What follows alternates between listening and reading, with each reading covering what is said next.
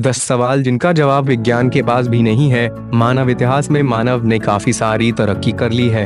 अणु, परमाणु और गॉड पार्टिकल खोजने से लेकर ग्रह उपग्रहों पर जाना और सोलर सिस्टम से बाहर यान भेजने तक कई महान कार्य कर चुका है। लेकिन अभी भी कुछ सवाल ऐसे हैं जिनका जवाब हमारा साइंस भी नहीं ढूंढ पाया। उनमें से 10 सवाल मैं आपको बताने जा रहा हूँ। विज्ञान से पहला सवाल यह है कि क्या भगवान है? हम ईश्वर को कई नामों से जानते हैं, जैसे कि गॉड, अल्लाह, भगवान, खुदा। लगभग सभी मनुष्य यही मानते हैं कि इस सृष्टि का निर्माण ईश्वर ने ही किया है। परंतु वैज्ञानिकों में इस बात का हमेशा से ही मतभेद होता आ रहा है। कुछ वैज्ञानिक ईश्वर को मानते हैं तो कुछ नहीं, मगर ज्यादातर मानते हैं। साइंस के अनुसार लगभग 14 अरब साल पहले एक भयंकर विस्फोट बिग बैंग हुआ था, जिससे इस ब्रह्मांड का निर्माण हुआ।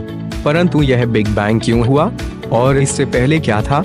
इस सवाल का उत्तर विज्ञान के पास नहीं है। बिग बैंग धरती पर सबसे पहले जीवन की हलचल कैसे हुई, इस विषय पर भी साइंटिस्ट आपस में उलझे हुए हैं। बिग बैंग, क्वांटम फिजिक्स की रहस्यमयी दुनिया, जीवन जीने लायक धरती, सूर्य से इसकी बिल्कुल सही दूरी, इसका वातावरण, इसका चंद्रमा, ऋतुओं का आना जाना, दिन रात, नर नारी का होना, सब कुछ इतना व्यवस्थित है मानो किसी ने सोच समझ कर बनाया हो। यही सारी बातें हमें यह सोचने पर मजबूर कर देती है कि सृष्टि अपने आप नहीं बनी, बल्कि इसको किसी ने बनाया है और उसी को हम ईश्वर कहते हैं। जितने भी हम पृथ्वी पर हैं सब उसके बच्चे हैं, मगर अफसोस कि धर्म और जात पात के चक्कर में इंसान अपने ही भाई बहनों से लड़ता रहता है।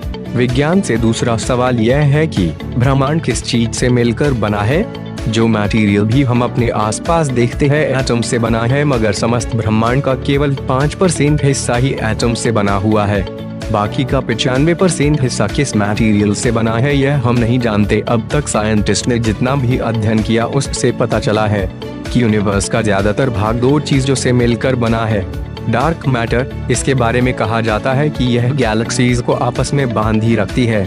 डार्क एनर्जी, इस ऊर्जा के कारण यह ब्रह्मांड लगातार फैल रहा है, क्योंकि डार्क एनर्जी और डार्क मैटर ना तो दिखाई देते हैं और ना ही किसी इलेक्ट्रोमैग्नेटिक रेडिएशन से डिटेक्ट किए जा सकते हैं। इनके बारे में जानना विज्ञान के लिए लगभग नामुमकिन है। तीसरा सवाल यह है कि ब्लैक होल के अंदर क्या है? जिनको ब्रह्मांड के बारे में जानने की इच्छा हो उन्होंने एक बार तो ब्लैक होल के बारे में जरूर सुना होगा। ब्लैक होल में गुरुत्वाकर्षण शक्ति इतनी अधिक होती है कि यह लाइट को भी अपनी ओर खींच देता है। यानी अगर आप किसी टॉर्च से ब्लैक होल के ऊपर से दूसरी तरफ प्रकाश भेजने की सोचेंगे तो आपकी टॉर्च की रोशनी सीधे न जाकर मुड़ जाएगी और नीचे ब्लैक होल में चली जाएगी। पिछले कुछ दशकों में हमने ब्लैक होल के बारे में काफी अध्ययन किया, मगर हम अभी तक यह नहीं जानते कि उसकी ब्लैक होल के उस पार क्या है। ब्लैक होल के बारे में अधिक जाने आइंस्टीन के अनुसार ब्लैक होल अनंत रूप तक छोटा होता चला जाता है, जबकि वर्तमान खगोल शास्त्रियों के अनुसार यह दूसरे ब्रह्मांड में जाने का द्वार भी हो सकता है, जिसकी शक्ति का इस्तेमाल करके हम काफी कम समय में दूसरे ब्रह्मांड में प्रवेश कर सकते हैं। चौथा सवाल यह है कि जीव चेतना कैसे काम करती है? सभी जीवों में जागरूकता है। हम अपने आसपास के वातावरण को समझ सकते हैं, हम अपने अस्तित्व के बारे में सवाल कर सकते हैं, हम अपना मकसद जानने की उत्सुकता रखते हैं तथा एक दूसरे जीवों से बातें कर सकते हैं, जो हमें जीवों में सर्वोत्तम बनाती है, मगर हमें नहीं पता कि यहाँ कहाँ से आती है और कैसे काम करती है। चेतना को आप आत्मा भी कह सकते हैं। हमारा दिमाग सेंट्रल कंप्यूटर की तरह काम करता है तथा सभी शारीरिक क्रियाओं को संभालता है।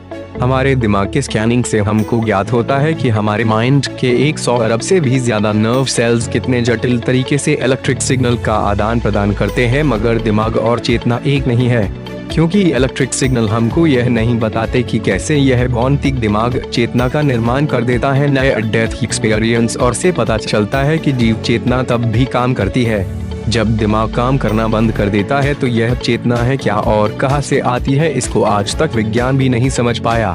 पांचवा सवाल यह है कि सपने क्यों होते हैं? साइंस इस बात का तो पता लगा चुका है कि हम सपने कैसे देखते हैं, क्योंकि सोते समय जब हमारे दिमाग के नर्व सेल्स इलेक्ट्रिक सिग्नल का आदान प्रदान करते हैं तब हम सपने देखने लगते हैं।